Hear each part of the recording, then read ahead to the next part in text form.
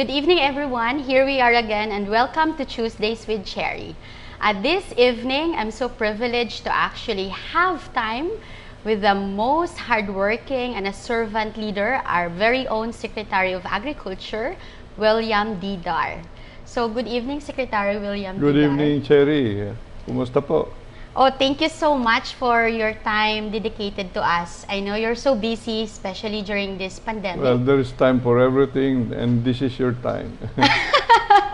Thank you so much, Secretary. You know, I really admire you, and I always tell everyone that you're the best secretary that happened in the history of the Philippine agriculture, especially during this most challenging and uncertain times in the Philippines. Well, there is an inspiration coming from President Rodrigo Roa Duterte, plus the fact that we want this time around to serve the farmers and fisherfolk in a manner na talagang tutulong at tutulong ang pakailang natin. Ay masarap po yan pakinggan, no? The Today's Secretary, sabi ko nga, every day you're always interviewed about the food security of the Philippines, the agribusiness scenario of the Philippines. What we want to do here in Tuesdays with Cherrie and in the next, 2 episodes that we'll be having with you is to actually know you more as a secretary. I call it humanizing Secretary William Dar. Sige po. So, Secretary, to start, tell me about your childhood. Where are you from and how's your life way back? Yes, ako ay pinanganak sa isang farm family, mahihirap. Parents, Marcelo Dar, Ana Doliente. Pinanganak ako sa Danuman West, Santa Maria, Ilocos. Ako yung youngest out of 6, children. And, because of the poverty situation of the family, everyone has to work hard. And all the farming activities I have to help. I have to pasture the carabao. Every now and then you have to go and weed the farm. So lahat po ng ginagawa ng isang farmer ay ginagawa ko simula nung bata pa. Then weekends I have to help my mother bring farm produce to be marketed in the town. So talagang laki sa hirap. At minabuti po natin na maintindihan at the end of the day, it gave me the direction na abang hirap siguro na walang edukasyon, and I really are anchoring my future kung ako ay talagang may degree. So ganun po ang pananaw ko early enough.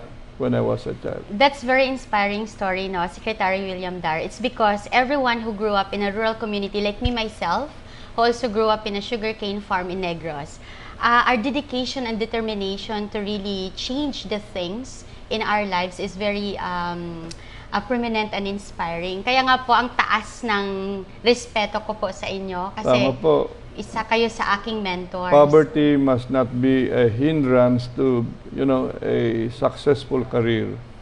And everything has to be done one big step at a time. And that's how we went up the ladder. Okay.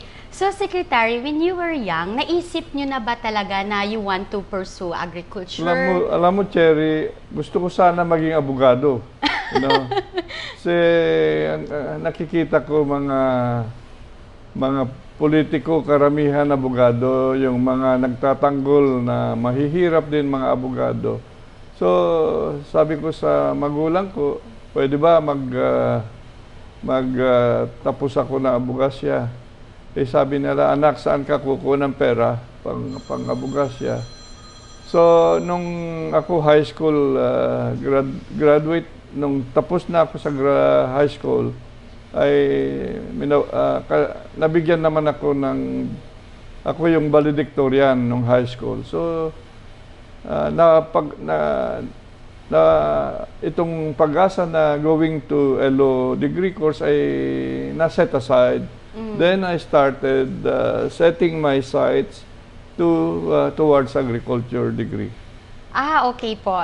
So, ang galing pala talaga ng ating Secretary of Agriculture, no? Simula pagkabata, lumaki sa farm, class valedictorian, gusto maging lawyer, pero syempre, no, kadalasan po sa mga bata na lumaki sa hirap, sa farming community, minsan yung unang pangarap na si-set aside. Pero, may pagsisisi po ba sa inyong pangarap na hindi kayo naging lawyer at ngayon? Wala po. Talagang tudong-tudo na yung ating dedikasyon, commitment, na tutulong sa bansa, tutulong sa mga magsasaka at mangingisda at sa mga nagnenegosyo sa agrikultura para maiangat na natin itong sektor ng agrikultura. At hindi ako nabigo kasi yung first grandson ko ay siya na yung in-encourage ko na magpatuloy itong ambisyon na maging abogado. So presently now, after graduation from Ateneo this year, ay enrolled na siya sa UP system.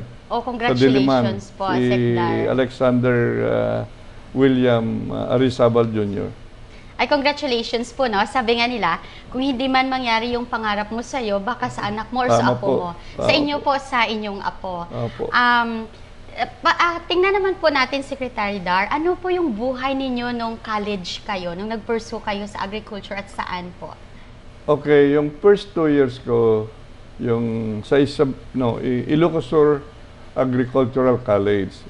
Ngayon, Ilocos Sur State Polytechnic College yon. Then, hindi pa kumpleto dati yung kurso doon. So, hanggang second year college. Sa third year ay lumipat na ako sa Mountain State Agricultural College sa La Trinidad Benguet, the strawberry capital of the Philippines. At doon ko tinapos yung Bachelor of Science in Agricultural Education, major in agronomy at in 1973. Tapos po, nung nasa college kayo, maitanong ko lang po ha, kung okay lang. Opo. Lahat yan, open book tayo. When was your first love life? Paano kayo na-in-love? High school, di ba? Meron ng crush yan. Pero alam mo, gusto kong mag-aral. So, parang talaga, that's just the first stage, sabi ko. But when I decided to say, I have to finish a degree, kasi yun ang gateway ko getting out of poverty. So talagang nung even pursuing my college degree, ay talagang todo-todo yung aking attention doon sa pag-aaral. Yung love life parang secondary lang yon. So nagtapos ako ng degree sa Mountain State Agricultural College na nothing, no sweetheart. Talagang tuloy-tuloy yan. Pero marami na rin yung konting ligaw dito, here and there. Okay. Sa gwapo nyo pa po naman at sa tangkad, Secretary Dar, for sure maraming nagkaka-crush sa inyo. At pero, syempre talino, di ba? Nung natapos na ako, Cherrie, may degree na. So that's my first major goal in life, is to finish a degree. Then that's how I started having to court now, that time. Marami ng starting to court a good number of ladies. Oh, wow. So, tandaan po natin ha, sa lahat ng nanonood, mag-aral muna bago yung love life. Unahin yung pangarap. If you want to succeed in life, that's one good lesson here. You have to study harder. Yung happiness will come second after finishing the degree. Oh, gusto ko yan. Sana maraming nakikinig ngayon ng mga bata na nag-aaral na yung love life, nakakahintay po niyan. So, tingnan niyo po ako hanggang ngayon, lumalove life pa rin. So, Secretary, Sa inyo, kasi alam ko po, you're so accomplished, no, simula sa pagkabata. You know what you like to do in your life. You're so focused on achieving your dream because you come from a poor family and you're the youngest in 6 siblings. Yung mga kapatid nyo po, how is it growing up with 6 siblings in a farming household? Alam ninyo, nung ako ay bata, halos karamihan sila ay nasa kolehiyo. So wala na sila doon sa poder ng ating tatay at nanay. Mga 3 kami lang siguro naiwan. But eventually, they have to go to college and pursue their degrees. So okay naman na we have sibling fights here and there, pero at the end of the day, wala yon. It's growing with it. Ang sarap, Secretary, no, na lumaki sa pamilyang mapagmahal, lumaki sa pamilyang marunong mangarap sa buhay, at lumaki po na yung mga kapatid ninyo ay talaga namang mapagmahal din sa inyo, lalo na po ay bunso po kayo, di ba? Tama po, tama po. So, Secretary, nung college po kayo, kwentuhan nyo naman po kami kasi ngayon, yung college ngayon or university ngayon is totally different, no? Ano yung college nung panahon po ninyo? I was so active in student politics. So talagang nagjo-join ako sa mga election yan sa student sa college days. Of course, manalo ka, matalo ka, ganun talaga politics din sa kolehiyo. Now, and you build up your network and sharing yung vision mo in life. So talagang, as I've said, our main goal was really to finish a degree with all those extracurricular activities. Okay. So, ang galing, no, ng secretary natin kasi he's actually a well-rounded person. Secretary, sa mga sports naman po, ano yung hilig po ninyo nung lumalaki kayo nung kabataan? Sports, ako I know how to play table tennis. Oh, wow. While, after graduation, nagtrabaho na ako at nakabalik sa MSAC as a instructor. So I was coaching the basketball team of the college. So I also walk regularly then. So ako hindi masyado deeply engaged in competitive athletics. So, Secretary, no, syempre nung college ka, tapos ano po yung first job ninyo nung natapos kayo sa college? Alam mo, natapos ko lahat ng requirements sa college sometime in February. Tapos na. Ang graduation mo is April. So, I was seeking a job already. And good enough, mayroon Bureau of Agricultural Extension doon sa Latrine, Benguet. And so they brought me in as a job order staff. At ang alam mo, ang sweldo ay 10 pesos a day. 10 pesos a day? So Anong year po ito, Secretary? 1980. 1980. Hindi pa ako pinanganak noon. 73. When was that? Yeah, 73 pala. 1973. Kasi graduate na ako ng 73. 1973, yung sahod nyo, 10 pesos? 220 a month. 220 pesos a month noong 1973. There you are. So, at ako naman, kahit ano, basta I will start exposing myself kung anong job opportunities. So, nung graduation ko na is April, after getting my diploma in transcript of records, I have to apply to a better job now. So I taught for 2 years dun sa Baguio City High School. Mayroon silang elective horticulture subject. So yun ang tinuro ko for 2 years. 1975, may pagkakataon na bumalik ako dun sa Mountain State Agricultural College as instructor 1. Oh, wow. Okay, 1975 yun. 1975. Saan ka pa kaya ako noon? Nasa Constellations pa yata ako noon. I was just a piece of dust somewhere. So, Secretary Dar, Kailan po kayo na in love at pumili na gusto ko nang magpakasal, Okay. mag-establish ng family? In love na in love. Okay. So, nung nakabalik ako sa MSAC, ay doon na may mga bagong mga instructors din doon. Okay. So, maybe starting when was that? 1975 ako nag-umpisa doon eh. Sa Ilocos na po ito. Hindi, 75 doon sa MSAC as Sa a MSAC, instructor na. Mountain, yeah. So 76 may mga nag-join na mga bago.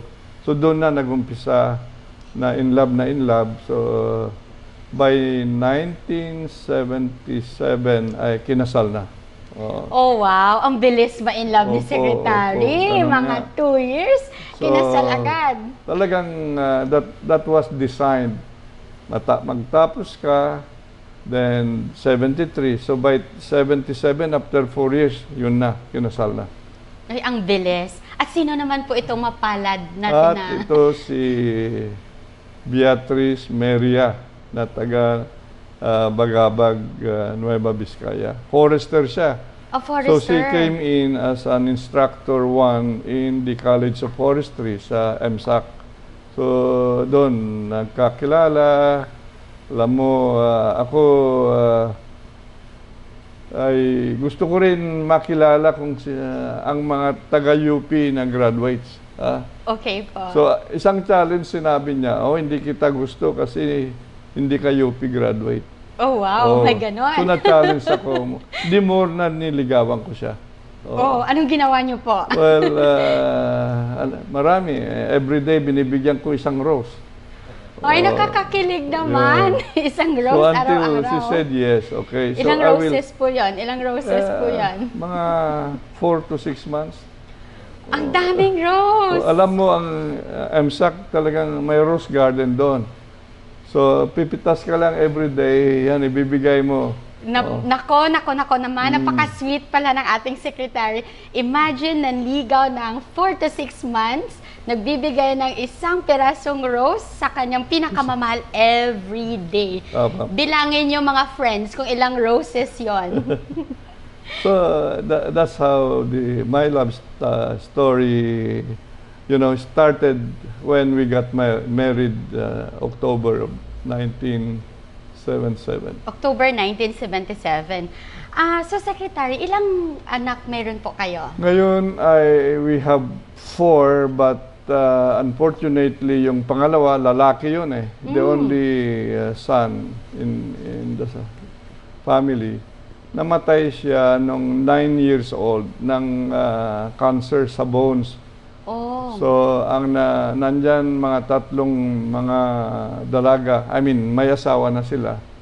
And they're all married. I'm so sorry about that, Secretary.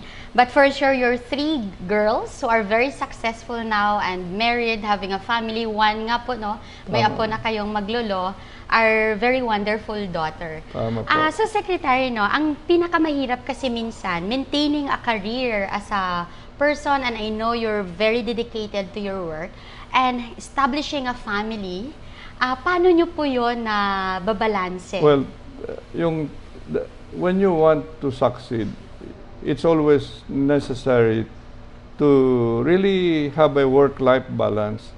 You want to succeed in your career at the same time with your family. Talagang natutukan yan. Kahit anong gagawin natin sa buhay-buhay natin, huwag natin kaligtaan ang pamilya. Yes, While at the same time, pursuing your professional ladder going up. So, ganun po. So, nagturo ako sa MSAC until it was converted now the Benguet State University. So, in few years from instructor 1 until maybe 1985, I reached the topmost academic plantilla, Professor 6. Professor 6, wow. In a very short time, no, na-reach po siya ninyo. Yeah. And then sa Secretary, how is it to be a father in a household? Ano po kayo? Kasi 3 girls, no? Tapos ikaw lang ngayon yung thorn in the family. Tama. 'Di ba? How is it po? Paano po si Secretary William Dar magmahal bilang tatay at magmahal bilang asawa? Aba, tudong-tudo yan pagmamahal sa mga anak, of course, sa asawa. At yung dapat gampanan ng isang head of the family, nandyan, consciously looking at what do they need, but of course, spend with what you can only spend based on your earnings. Kasi Yes yun po. nga, you are building your family. At the same time, wala ka naman naipon dati. So, start building up your savings. So, ganun po, it's a balancing act na hindi magarbo na pamumuhay, simple lang. Kasi ganun nga, you start trying to save for your future. So, Secretary, no, paano po pumili ng isang magandang partner? So, I think advice nyo naman po yung ating mga viewers. Kasi, alam ko, sabi nila, it's hard to be successful if your partner is also not with you along the way. Tama Di po. po ba? At alam mo, marami ng leksyon. I continue to also read and maybe borrow the language of some of my friends. Sabi niya, pag nakita mo na yung asawa mo na may chemistry, yun, chemistry. talagang the chemistry builds up the partnership. So then, everything follows. Okay po. Sa inyo pong career bilang haligi ng tahanan po, ano po yung pinakamasarap na na-experience nyo? Ilang years na po kayo ngayong married, About Secretary? 1977, so almost, 2020. yeah, Mga 37 years. 37 years na Married. kayong Opo. married. Oh, wow. Tama po. So, ang or mahigit pa po, Secretary, siguro. 20 plus 80s, 23. Yeah, Mga 43? 43 years. already. So, 7 years na lang to go. Golden Yeah, anniversary nyo na pala po. So, Secretary, sa inyo pong life, and career path, ano po yung pinaka masabi ninyo na, alam mo yung pinaka-happy ka in what you do? Or ano yung pinaka-memorable in your career path as an agriculturist po? You know, every step, mayroon kang goal. I mean, in your life's journey. So, when I was awarded yung 10 outstanding young men of the Philippines. TOYM. Yeah, I think Yeah, same tayo. 1986, somewhere there. 1986. Kakapanganak ko lang yan. Kakapanganak lang sa akin. 1986. TOYM Yun, na po kayo. It inspired me to really, do much more for the country. Yung mga ganon national awards started coming without aiming for those. True. If you work hard and work harder, achieve, they will really look at those achievements and give you the corresponding awards. Eventually, it will always come. Ang galing po, Secretary, no? So, yung mga magulang niyo po, Secretary, along the way, I know they're very supportive on your endeavor. Ano po yung pinakamasaya niyong narinig sa yung mga magulang nung nag-achieve ka in life? Are they very open to you, very supportive? Oh yes, all those times, they are always there, so very supportive and very happy when they saw me already getting the degree and starting to build my family and starting to go up the ladder, professional ladder. So yun, happy po sila na ito, anak ko, may degree na, may pamilya, tumataas po ang position niya sa university. Ganon po talagang happy. Alam mo naman ang mga parentes natin, mas lalo na kung hand-to-mouth existence, ay ito na yung pagkakataon na may pakita talaga na pwede pala maging successful ang isang pobreng kagaya ko na in life, consistently you are there to always have a big goal one at a time. Ang ganda po nito, no, sa lahat ng mga viewers natin, kung napakinggan nyo si Secretary, isa pong matamis na achievement kung nangangarap ka, tinututukan mo yung iyong pangarap at nakakamit mo. Lalong-lalo na po kung galing ka sa isang poor family, no? Yung pobre nga po na pamilya na wala pong limit ang mangarap. Wala pong bayad mangarap at talaga po siyang libre. Pero hindi siya libre kasi sabi nga ni Secretary, dapat may hard work. Tama po. Dapat may focus. Yeah. Dapat po talagang pag-igihan ng mabuti kung paano ka umakyat sa ladder. So kung nakita po natin, yung ating Secretary, galing po siya sa isang simpleng farming family na napaka mapagmahal. Ina-appreciate po talaga yung kanyang nagagawa sa buhay, sa kanyang achievement as a professor, no, from instructor 1 to professor 6, hanggang sa nag-asawa, hanggang may 4 na anak at very successful yung mga anak, pati yung apo ngayon. Pinupunuan, no, at nangyayari ang gusto niyang pagiging lawyer sana noon pa. So it happens now in 3rd generation na po. Opo. Secretary. Secretary William Dar, I know na dati during the period of President Estrada, naging secretary na po kayo ng agriculture. Tama At po. so far, you reached the highest achievement of the agriculture na hanggang ngayon po walang katumbas at hindi natumbasan. Can you tell us more about that, Secretary? Yes, I was executive director of Picard then. So that was 1998. Mayroon tumawag one afternoon. But before that, let me mention na I was so active in national professional organizations. Name it, basta agriculture, I was able to reach to become the president of that association. So I was also networking with those in policy making like the Senate and the House of Representatives. So, yung mga ideas ko ay binibigay ko yan. Now, came after the elections, 1998, di ba? So, there was an offer that sabi, I will recommend you to become Secretary of Agriculture and will you accept it?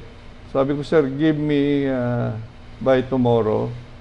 Okay. To give you, because I need to consult my family. You know how Of course. that's how important your family Wow. and friends. So, suma total, ang advice is go for it. Go for it. The country needs you. You are young, and this is the time to show up once. I Okay. mean, in a national environment and agriculture sector being an important sector. So, of course, I have also to link up to the Lord. Of Sabi ko, course. Lord, kaya ka ba ito? Ha? I was in my early 40s. So, suma total, Early 40s, ang Yeah. bata niyo pa po. I accepted the position. Okay. Now, fast forward, by the end of almost 1 year, kasi I have to give way for some of the arrangements or engagement or what I call commitments of the President, President Joseph Estrada. So, alam mo, ang performance ng agriculture that time ay nasa 9%, 9.6%. 9.6%, ang Oo, taas-taas. in spite of the El El Nino Nino. previous year. So, again, just like what we are doing now, but this time it's a much more complex environment, we really have to enjoin the local government chief executives to highlight the fact that they are the food security czars, much True. more in the respective provinces, itong mga provincial governors. So we had a food security summit early enough after being appointed. At lo and behold, again, the farming sector, the fishing sector responded so well. And that inspiration also of the president was also an important factor. So, naging successful yung stint natin. Amazing. Amazing lang po, Secretary. Kasi ngayon yung 9.8 no, na achievement ng Philippine Agriculture that time, parang naging pangarap na lang po siya. Tama Kasi po. grabe po, for the longest year, since 1998, hanggang ngayon. 1998. Ay, 99, 1998. that was 1999 then. So, nung 1999, na-reach natin pala, at kaya pala, despite may El Nino, nung the previous year, nakaya na natin. Tama po. Grabe, Secretary, no? So ngayon, I'm so hopeful na with all of these things happening, despite sabi nyo nga po, it's more challenging, it's more complex. Pero kung nakayanan natin noong 1998 to 1999, talaga naman pong kaya natin pang gawin moving forward. There are indications, Cherrie, na maybe not 9%, but there will be a good growth of Philippine agriculture. Itong second quarter of the year na lang, titignan natin, in spite of the pandemic, yung mga lockdowns here and there, ang paglago ng sektor ng agrikultura ay 1.6%. From negative 0.5, yes. Di po ba? So, this is again an indication that in spite of the big challenges, ay nagre-respond pa rin ang farming and fishing sectors.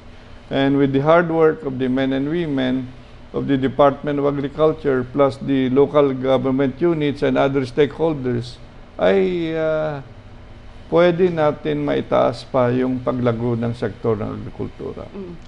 So, Secretary William Darno, nakilala ko po kasi kayo noong 2012. Opo. Bumisita kayo sa Gawad Kalinga Enchanted Farm, Opo. where I was working before as an executive assistant of Tito Tony Miloto that time. Andun tayo na nakapag-usap. Talagang hangang-hanga po ako sa inyo nung time na yon. Yung sabi nilang jaw-dropping. Kasi ang dami niyo pong insights. At nung time po na yon, kayo po yung Director General ng ICRISAT, no? International Crop Research Institute for Semi-Arid Tropics in Hyderabad, India. So, Secretary, paano po kayo napunta doon as the first Asian and the only Filipino who stayed for 15 years?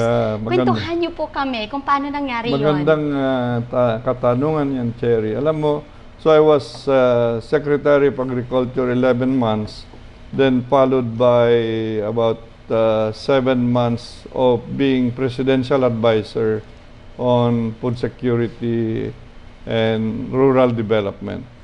So, during that time that I was presidential advisor, alam mo, ang presidential advisor sa aking pananaw ay hindi line department yun eh. So, you only from time to time give policy advices to the president.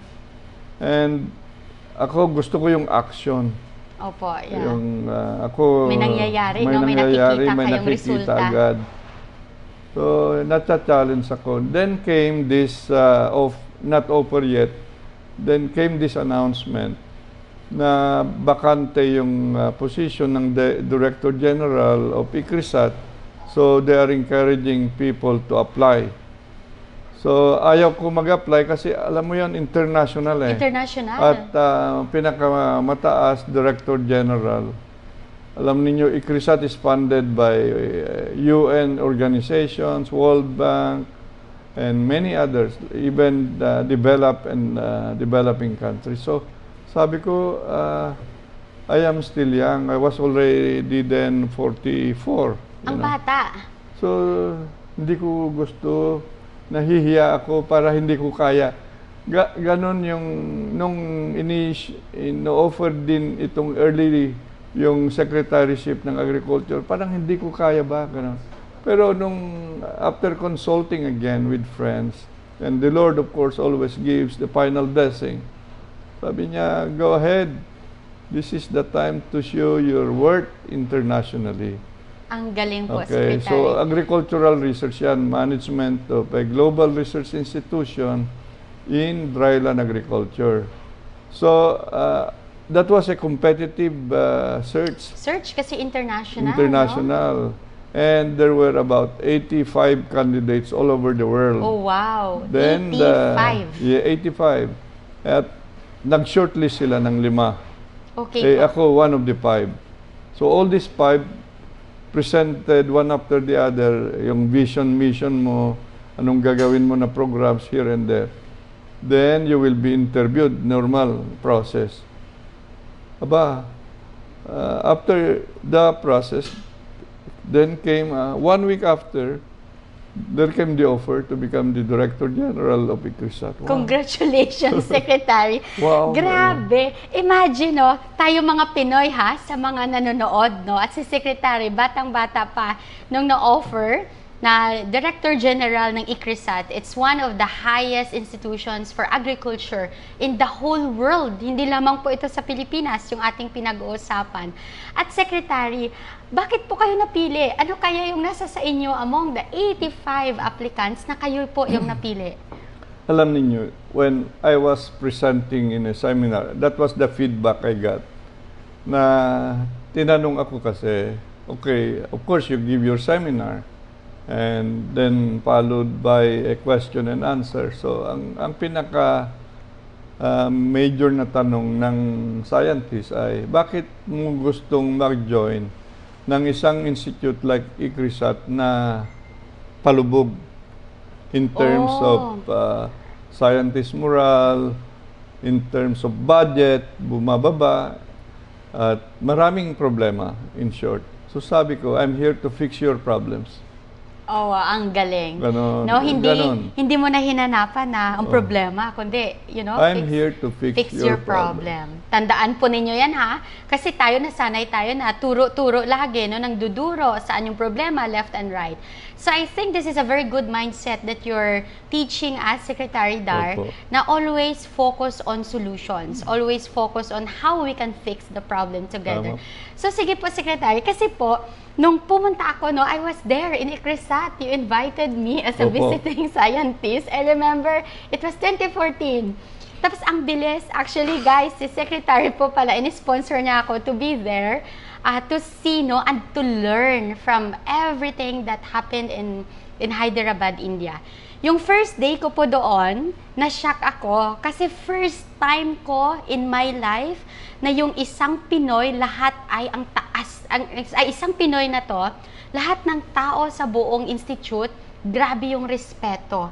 Alam mo po, Secretary, nung first day ko, di po ba nag-meet tayo? I had a courtesy call in your office, but beyond that, lahat ng tao po talaga naman ang taas ng tingin at tiwala sa mga Pinoy.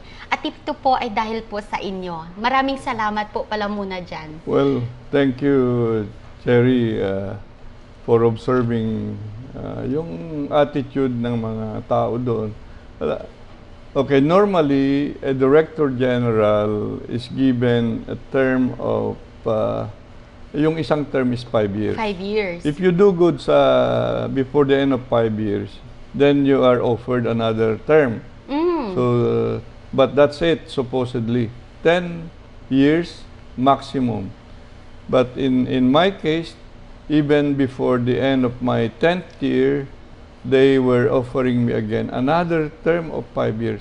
So 15 So years 15 in long total. years I've been there serving the people of the dryland tropics of the world. Grabe, Secretary, no? You're the first Asian, trailblazer po talaga kayo. First Asian, first Filipino, and first Director General of ICRISAT to actually stayed for 15 years. Opo. Kung saan hanggang 10 years lang yung tenure, talagang ayaw kanilang pakawalan, Secretary. Tama. Kasi So, ang galing over that ng period, yung achievements. sinasabi mo na yung respeto ay gained over those number of years. At talagang isa lang yung salita mo, yuyuko na. I mean, they will follow the directions already. Na-feel ko po yun, Secretary. Opo. When I was there nga po, Secretary, di ba, I was billeted in the international dormitory, no? Ang ganda-ganda ng facilities ng ICRISAT. At during my tour in the ICRISAT, area, sabi nila, walang-wala, they showed me old pictures of ICRISAT. Alam niyo po, Secretary, bakit pupunta si Secretary dito. Talagang, sorry ha, pat ang pangit-pangit talaga ng ICRISAT before kayo dumating. Anong dumating kayo, grabe, the dorm so beautiful, the staff housing beautiful, the research environment is so beautiful, the laboratories are amazing. But more importantly, Secretary, yung vision po ng ICRISAT na talagang binago ninyo. Tama po. I-share nyo naman po yon sa amin, Secretary. Yeah, dapat very simple yung vision, but it's a long-term vision. Like, simple lang, science with a human face. Science with a human face. We do science, and the result of that is the technology that can change the human face of the farmers in the dryland tropics of the world. We serve and partner with 55 developing countries of the world. So yun, siyensya at teknolohiya ang pagbabago, pagpapataas ng antas ng dryland agriculture. Ang galing po, Secretary, kasi syempre no, naikot ako doon. I stayed for around 14 days no, in ICRISAT. I even went to the communities na tinutulungan nyo, kung saan yung mga Butchitana technology, hindi ko po yun makalimutan. Kung saan po no, sa India, meron silang drought and mostly wala talaga kasi semi-arid, no, drylands. So, ang ginagawa nila, meron silang ginawa sa ICRISAT na Butchitana technology. Talagang hindi ko yun makalimutan kung saan yung, for example, 1 hectare of land, meron silang mga butas na 5 to 6 kung saan kung tag-ulan, doon nagsistay yung water. It can actually supply their croppings to 2 to 3 croppings more in a year, especially for cotton. Tama. Yung Butchitana po, ang konsepto, this is the smallest level of watershed system. Yes. Na consider that as a watershed. And where you have to trap the water, conserve the water in those cascading, wells. So, kasi drought nga ang semi-arid, every now and then, the rainfall is only averaging 650 millimeters annually. So talagang kulang na kulang tubig. And that area where you went, in Karnataka, walang vegetation yan for how many years. But when we introduce the science and technology for soil rejuvenation, that's the translation of Butchitana. You rejuvenate your soil, at the same time put up structures for water management and build up the capacity of the community. There you are. They flourished. They came back to their original enterprises, hindi lang minsan lang, but they can now go for a second cropping, and that builds up their socioeconomic status. So, Secretary, natuwa kasi ako doon kasi I went to Karnataka, I went to several projects no, ng ICRISAT. Secretary, sa 15 years niyo po sa ICRISAT, ano po yung pinaka-memorable ninyo na experience? Alam ko marami. Okay. Pero ano yung parang pinaka na ma-share niyo sa amin? Let me cite a number of achievements. Number one, when I started there, di ba sabi ko, I am here to fix your problems. Number one, yung budget. Let's start with budget. Okay. The budget reserves when I started was only $5 million. Reserves ito pag may lang emergency, pwede mong gamitin yon. You know what? I did not touch any dollar of that, but instead build that up. So when I was leaving, what was now the level of the ICRISAT budget reserves? $25 million. From $5 million to $25 million. At hindi mo pa ginalaw yung reserve na yun. So, pinataas ko. So, ibig sabihin, yung $20 million, it's really, kayo po talaga nagdagdag ng nagdagdag every year to the reserves. Kasi, ay pag may nasobra na budget, pupunta doon. Ang galing. So, that's one. So, it was good. Budget-wise, from $20 million a year when I started, when I was leaving, it was $85 million a year. From $20 million, this is the annual budget? Annual budget. Now it went up up to 85 million 85 annually. million So fund dollars generation, resource mobilization is one big responsibility of the Director General. So ang galing nyo po mag-resource mobilize. Yes, mobilization, Secretary, no? Bill Gates, Ford Foundation, So World Bill Bank. Gates was there, of Oh course, yes, oh yes. He to visited us support. one time. So that's it. Balanced budget is a way of life. Yes. Meaning don't go beyond what is allocated. Don't go deficit budget. So ganon, almost all the 15 years ay balanced budget. Mas lalo pa may mga balances na pwedeng ibalik sa reserves. So Ang ganon galing. po, fiscal management was thorough. Now, what else? Yung partnership with the host country and the partner countries was really elevated. Alam mo, ang India as the host, kagaya natin dito sa IRI, Yes, Pilipinas we have ang host. They were not contributing significantly to the budget, okay? Yes. But when I was there, almost they are now the second funder of the ICRISAT research. Paano po yun nangyari, Well, Secretary, again, na you building encourage up- the country, It's really building up that relationship with the leaders of India. leaders of India? So even up to the president, you have to befriend them, no? Yes. Prime Minister. That's my role. I am ambassador of ICRISAT, meaning I have to have a begging bowl. Begging bowl. And this is where I go around the developing countries also and the advanced countries. That's how we succeeded.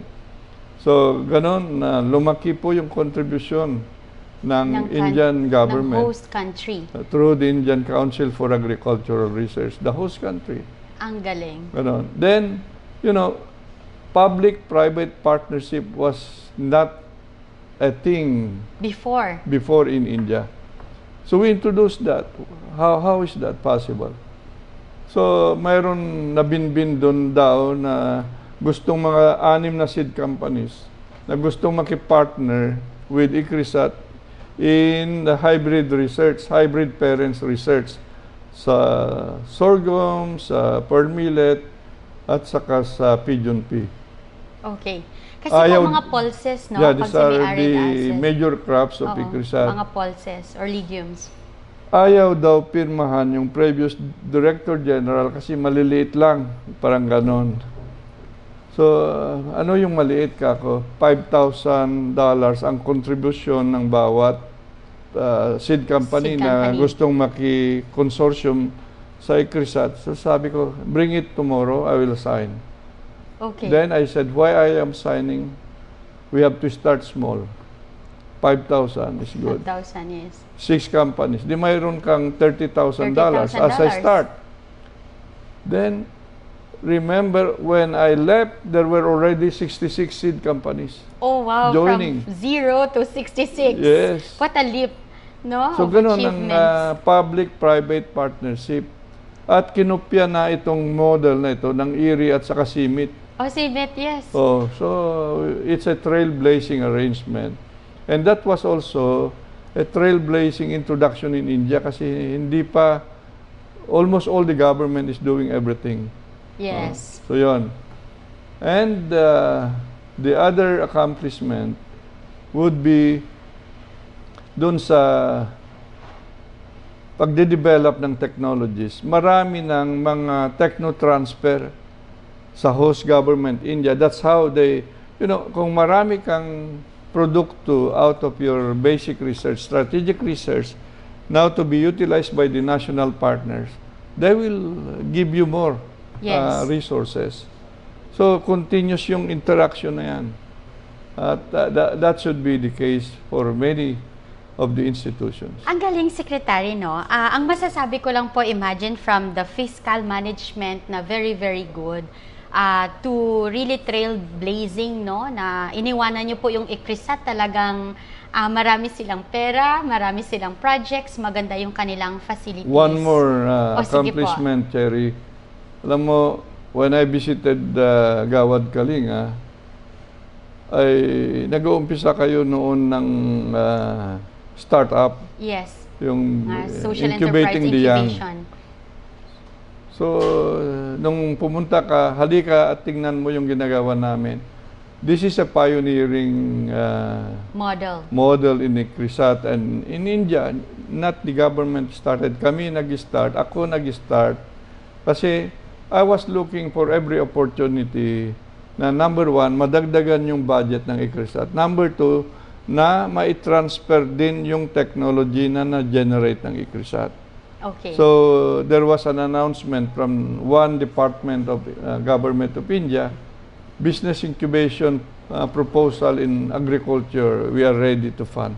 That started the business incubation program of ICRISAT, and only ICRISAT started business incubation all these years. Wow. Only few have followed through. Doon po yung IMALD True, IMOD has become yeah. also the overarching framework for all the activities that we do. Yeah, inclusive market-oriented development. Meaning, you do research na may purpose, na may merkado. Tama po, Secretary, no? Ang galing po kasi nung sa ICRISAT. Actually, one day ako nasa business incubation lang ninyo with your team, no? Sila Dr. Dilip ang nag-host sa akin. And I was immersed this one whole day because I was helping nga po to incubate mga social enterprises for agriculture. And I learned so much. Thank you. Actually, that's the model I'm applying in Agrea in my social enterprise. And so far, no, from 6 years to now, we're really thriving because of that, adopting that kind of model. So, Secretary, ang isa ko pong pinakamasarap na experience doon sa ICRISAT is yung nakita yung mga farmers ninyo. Ilang milyong farmers po yung affected ng ICRISAT po in, I think, 55 countries. Yeah, 55 countries, sabihin mo mga 2 million. Mga 2 million farmers. No. In each country. India alone, which is 2/3 drylands. Yes, Ang dami. So, with almost 1 billion population of India, 2/3 of that is dryland agriculture. Marami. So, yung nabasa ko po kasi doon, no, when I was there, you're actually, the technologies that you're developing in pulses or mga legumes po are affecting around 60 million farmers, adopters in these countries, no? So sabi ko, and another one is, it's really helping alleviating them not only from poverty, but nutrition. Correct. Kasi ang taas-taas ng legumes component. So Secretary, yung sa ICRISAT kasi, I think what you did in ICRISAT is legendary talaga, and I really salute you for that. And how can we adapt that kind of model po kaya in our Philippine setting? Alam mo, Cherrie, when I was almost finishing my term by 2014, a year earlier, I said, what must I do when I go back to the Philippines? So I started lining up, and one of those would be to promote and advocate itong technologies on dryland agriculture, upland agriculture dito. So, yun, ang isa. Number two, sabi ko, what would be my platform to build up itong advocacy na ito? So, we created yung Inang Lupa movement. Yes, the Inang Lupa movement. Which is really my platform when I came back. And starting also while here, yung mga ideas ko, I was also offered by Manila Times to write weekly. So, ang ganda po yung pagkakataon na during this administration ng ating mahal na Pangulong Rodrigo Roa Duterte, nagbibigay na ako ng ideas simula nung 2016. Of course, even earlier than that, I continued to publicize my ideas. Kasi sayang yung ideas kung hindi ma-disseminate, ma-inform yung public. And these writings ay ginawa natin na libro. Every year, ito kinumpendium po natin. Ganun nga, mayroon na tayong 2 libro na lumabas may pangatlo nasa publication stage na. So, in short, I was ready to have summarized what would be the major strategies I will introduce if ever I said, given another opportunity to serve the country as a Secretary of Agriculture. I was really rooting for that. Oh, Secretary, and we are also rooting for that, and you know that, no? We were at your back along the way. Regarding po sa books ninyo, I'm actually blessed. Every time you release your first book, you give me a copy with your personal dedication. Yes. So mga kapatid, tignan nyo. I have 2 books of Secretary William Dar. I actually brought them today kasi nasa bookshelves ko po to. Palagi ko silang binabasa. And I'm actually... Pakitag yung aking sinulat, Cherrie. You are doing great, di ba? Yeah, you are doing great, Cherrie Cherrie. Atilano is doing great. I am really amazed of the innovation system, her initiative. Yeah, this is the 2018 book. Same Yeah. message. You are doing great. So, dalawang magkasunod Both na books. libro na ibigay ko na kay Cherrie. And again, publicly, I would like to recognize her efforts. Marami siya accomplishments, even at that young age. And UN ambassadorship, lahat po yon. So today, I am announcing publicly, hoping Cherrie Atilano will accept yung offer ko na maging Food Security Ambassador ng Department of Agriculture starting today. Wow, Secretary, na-hot seat yata ako dyan, but I will never say no. It's coming from you as an invitation, to be the Food Security Ambassador of the Department of Agriculture in the Philippines. I fully accept that invitation at isa pong pribilehiyo na magserbisyo sa bayan kasama po kayo na naging mentor ko. Kaya kagaya yung nasabi ko noon nung designate ko rin si James Reed. Yes, si James Reed. Alam niyo ang kabataan ay ang pag-asa ng bayan. Nasabi na yan ng ating mahal na national hero. And I have seen you work too much, too hard, and you have the best of the ideas, innovation systems, and you can entice, encourage, engage more of the younger generation to really come back to farming or fishing or to come back to agribusiness. Kasi may pag-asa pa ang ating sektor ng agrikultura at babangon tayong lahat. And with you there, espousing all these ideas and initiatives, ay talagang mas marami pa ang mahikayat natin.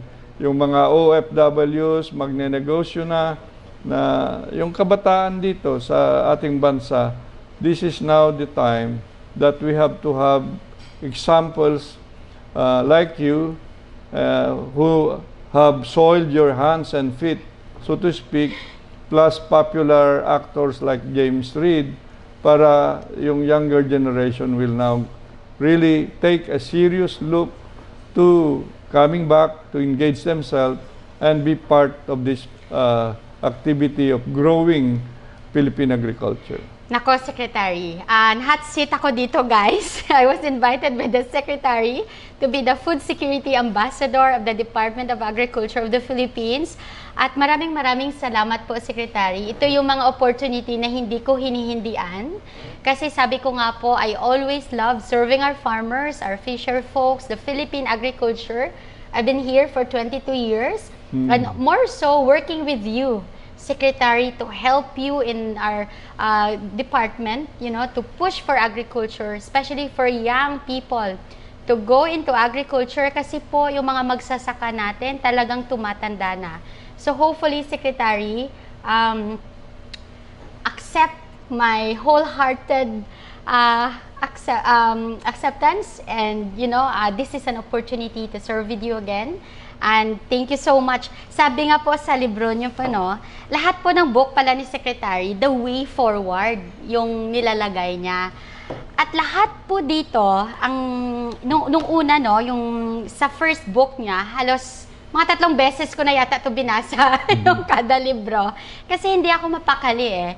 There's no such human being or secretary in the Philippine history so far, secretary ha, no bias to you, who really is establishing a clear vision, a clear mission for the Philippine agriculture, at hindi lang po nagsusulat at nagsasalita, talagang nagtatrabaho. Secretary, bakit po talagang nagtatrabaho? During this pandemic, alam niyo po ba, si Secretary, kahit alas 12 ng gabi, tinitext ko yan, Secretary, wala po kaming food pass. May food pass po ba yung department? Ano po yung suporta natin sa farmers during this pandemic? Not in 10 minutes, the secretary replied, no? Kahit midnight na, natutulog na yata siya or hindi siya natutulog kasi sa ang daming problema ng Philippine agriculture. Automatically nag-reply siya, Cherrie, bukas ipoprovide ko kayo ng suporta na kailangan ninyo para matulungan ninyo yung ating mga farmers kung saan man kayo kumukuha ng inyong produkto sa Move Food Initiative.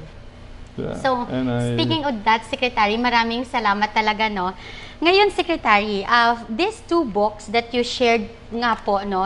First is about really talking on modernizing and industrialization of Philippine agriculture.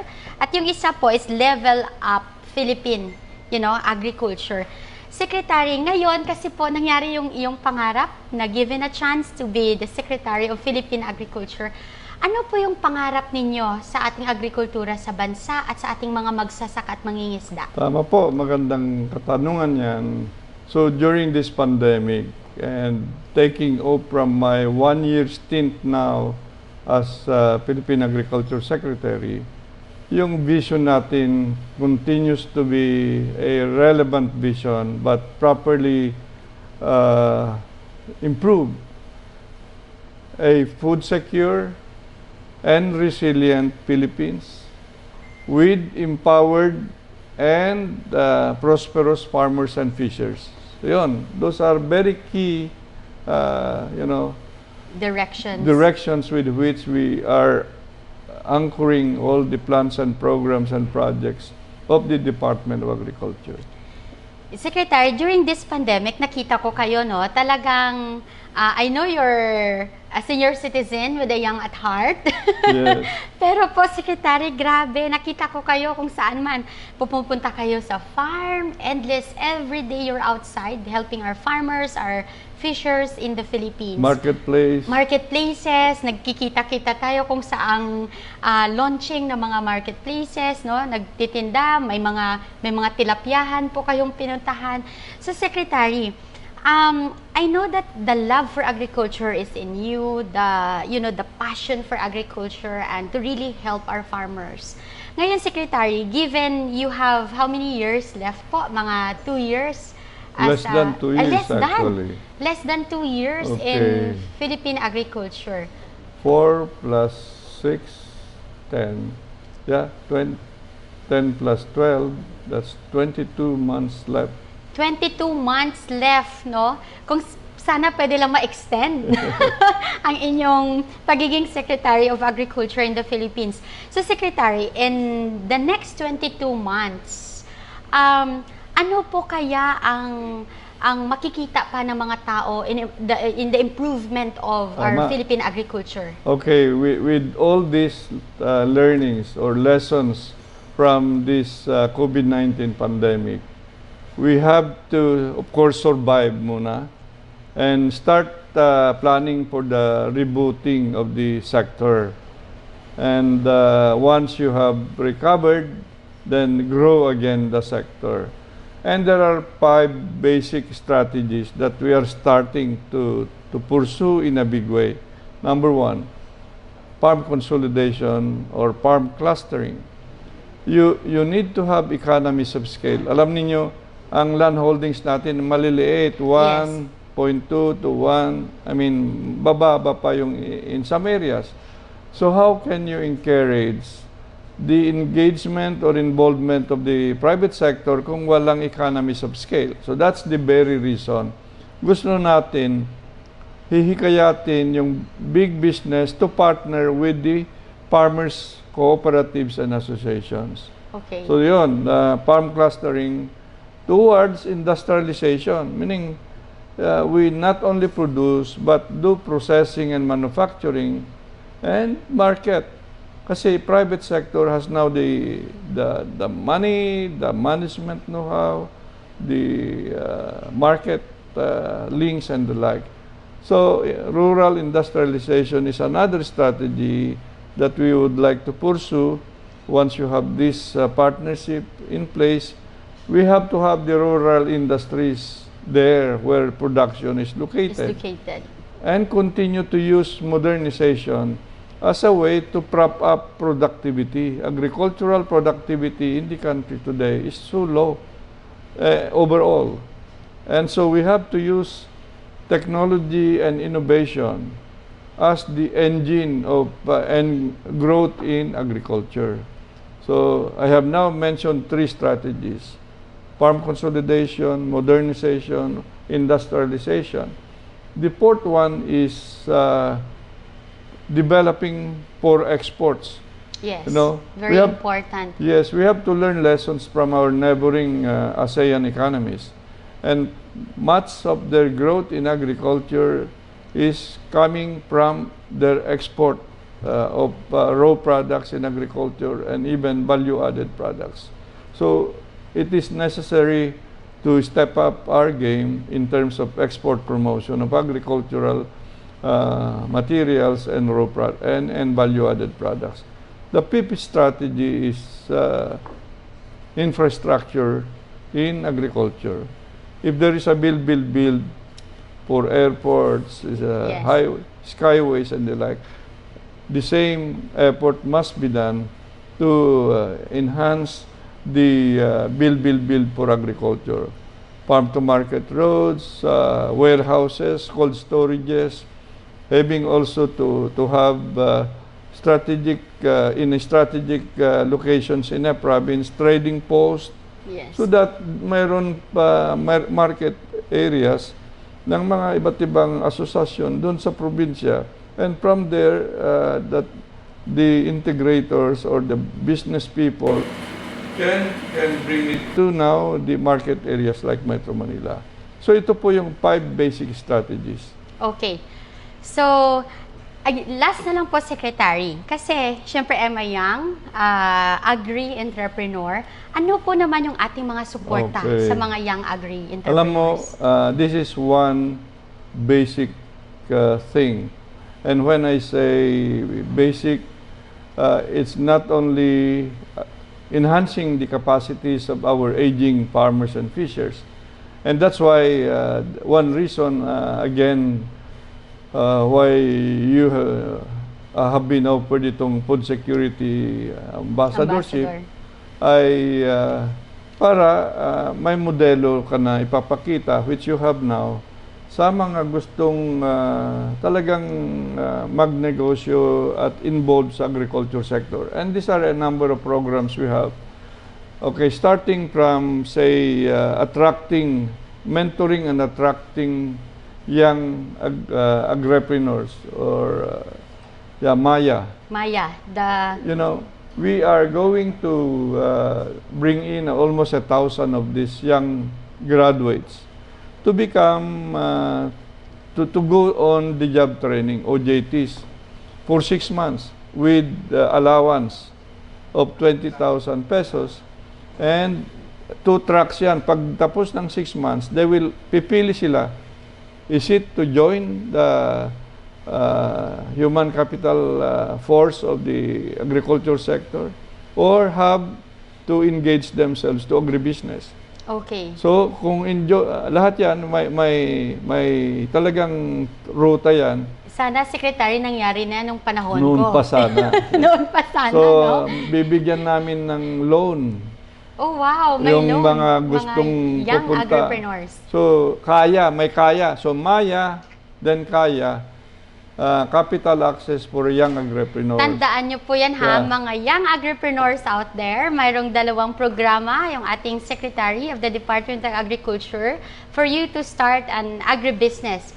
Maya, it's more on mentoring and for agripreneurship, at saka for young agripreneurs. And then the other one is Kaya. This Meron is din isa access to pa finance. para sa young, BIAG.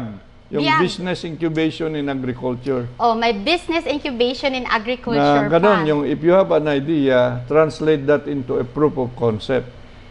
Imagine, alam niyo po, Secretary, sana nangyari to noong mga panahon kung hindi ko alam kung anong gagawin. I was really like the one trying to just build my own business, no? From scratch, trying to even like attend conferences for me to learn, and I want to be an agripreneur.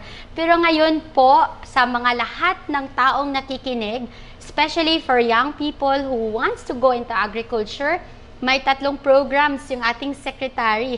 Maya, di po ba? Ito yung ating national bird before Philippine Eagle. So this is the mentoring program for agriculture and young agripreneurs. And then pangalawa po, Kaya, this is the access to finance, capital access to finance na 0 interest for the next 5 years. Secretary, and yung last is yung BIAG. This is the business incubation BIAG for in Ilocano is life. Business BIAG incubation. in Ilocano is Life. life. So sa BIAG means business incubation. So In kung agriculture. may idea ka in agriculture that you want to incubate into a business, meron din pong programa yung ating secretary. Meron pa isa. Oh, hindi na ubusan ng programa. Scholarship for the young. Scholarship for the young. Yes, Ano po in yan, agriculture. Secretary? We have 200 million being devoted for that every year.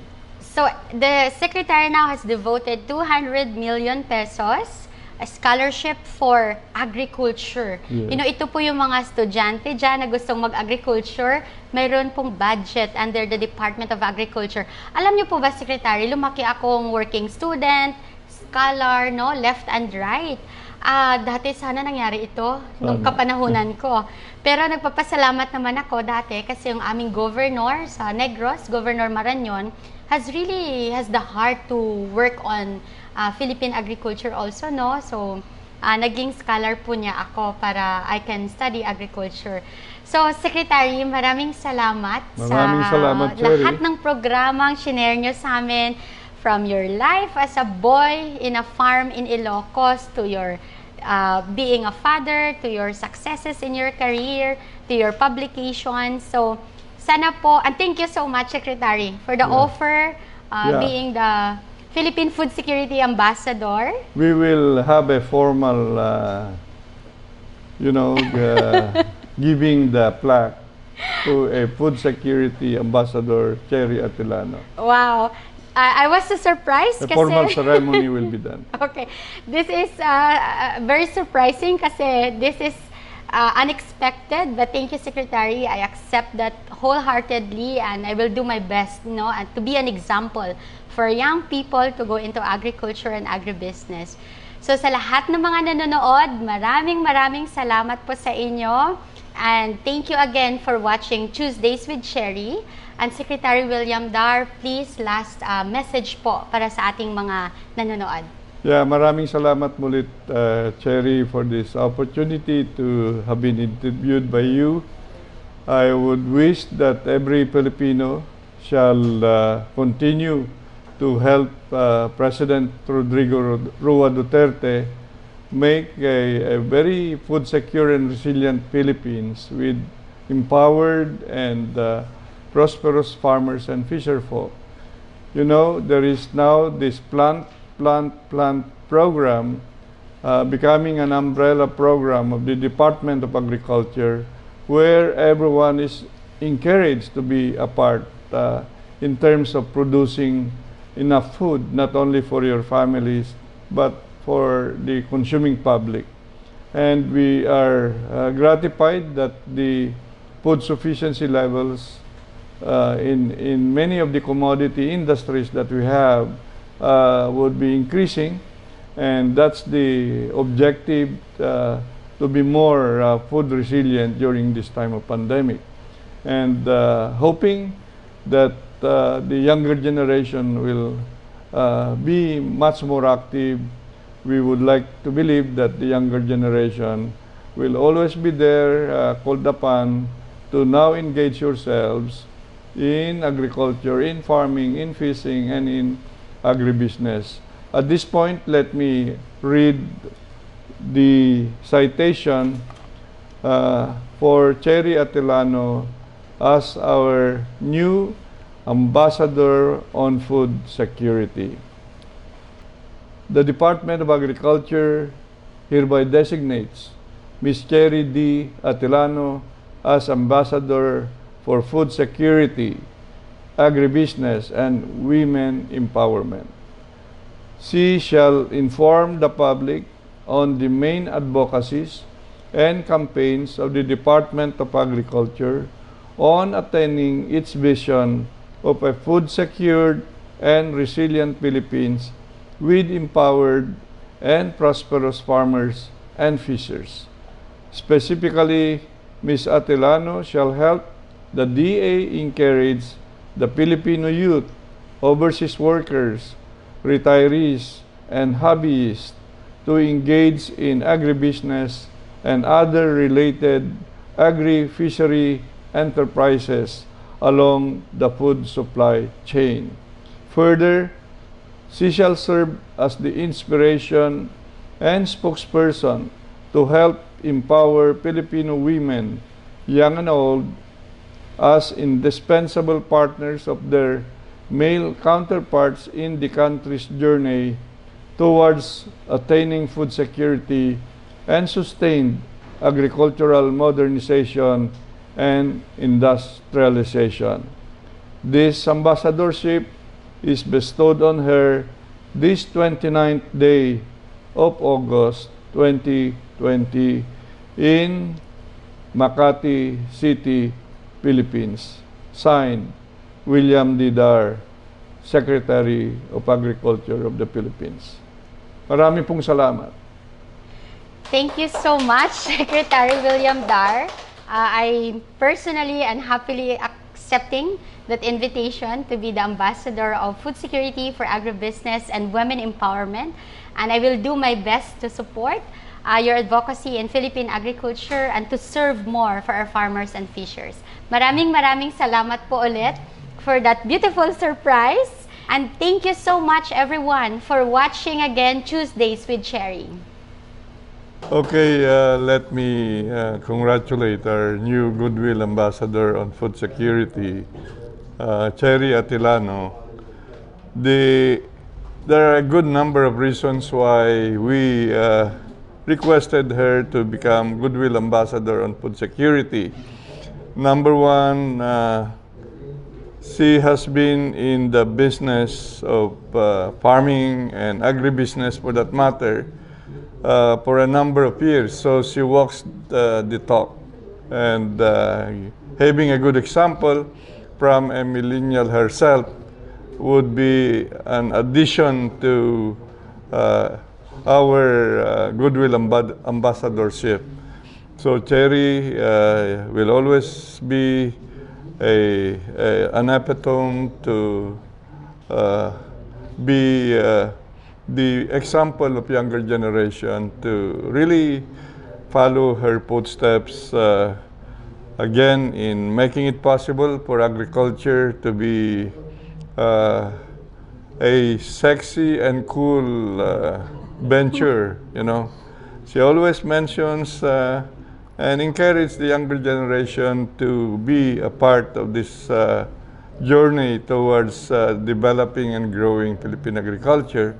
And so I believe that she has a good following, and she is really the example of the millennial, not only advocating for the younger generation to come and join in farming, in agribusiness, but doing herself this advocacy. So congratulations, Cherrie. Thank you so much po. Good.